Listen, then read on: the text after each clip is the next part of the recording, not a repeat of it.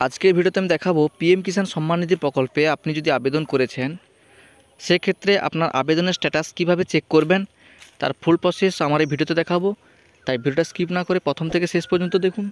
চ্যানেলে নতুন হয়ে থাকলে অবশ্যই চ্যানেলটাকে সাবস্ক্রাইব করে দেবেন এবং পাশে থাকা বেল আইকনটি অল করে দেবেন।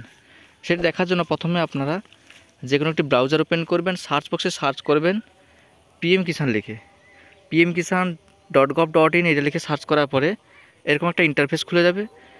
এখানে দেখুন আপনারা পেজটাকে স্ক্রল ডাউন করবেন। স্ক্রল ডাউন করার পরে দেখুন status of self register farmer এই অপশানে ক্লিক করে দেবেন। এই অপশানে ক্লিক করার পরে এখানে আপনি আধার নাম্বার বসিয়ে দেবেন। দেখুন এখানে বলা হয়েছে আধার নাম্বার এবং ক্যাপচা কোড। আধার নাম্বার জায়গায় আধার নাম্বারটা বসিয়ে দেবেন এবং ক্যাপচা কোডের ঘরে ক্যাপচা কোডটা বসিয়ে সার্চ এই অপশানে ক্লিক করবেন। সার্চ অপশানে ক্লিক করার পরে দেখুন পেজটাকে স্ক্রল ডাউন করবেন।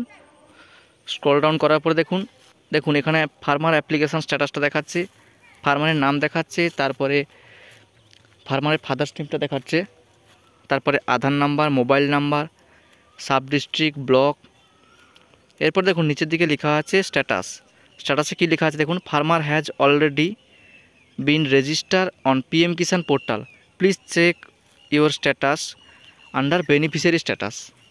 এই ব্যক্তি পিএম কিষাণ সম্মান নিধি প্রকল্পে অলরেডি রেজিস্টার করা আছে এবং পিএম কিষাণ সম্মান নিধি প্রকল্পের টাকা পাচ্ছেন। যদি এই ব্যক্তির কোনো প্রবলেম থাকতো সেক্ষেত্রে যদি রিজেক্ট করা হতো সেই রিজেক্টের কারণ এখানে দেখাতো।